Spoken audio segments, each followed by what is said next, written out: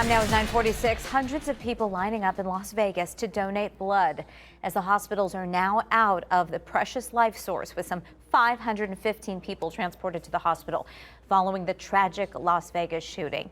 Now people all across the country, including here in Arizona, are opening up their hearts and literally ready to give their blood. They want to help. They feel helpless, and the best way they can step in and do something is to make a blood donation. Javier is joining us from United Blood Services with more on how to step up.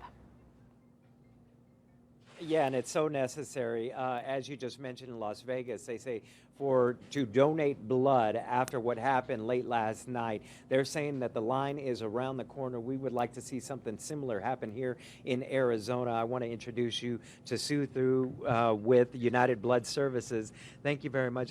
How great is the need this morning after a big tragic situation like that in Vegas? Well, you can imagine with over 500 patients in the hospitals in Las Vegas that the need is great in Las Vegas, especially for O negative and O positive red blood cell donors, as well as platelet donors. We are the blood provider for the University Medical Center, which received more than 100 patients from last night's shooting.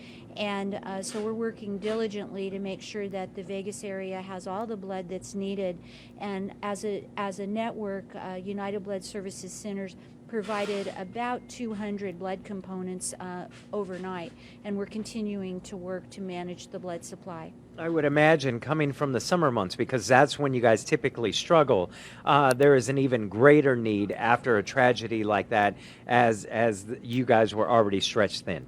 Well, you know, this is an important time to remember that tragedy can strike without a moment's notice. And because it takes about 24 to 36 hours to test and process blood before it can even be released to a hospital, it's important to donate blood on an ongoing basis. On top of that, blood has a shelf life, so you can't stockpile blood one day to meet the needs several days down the road.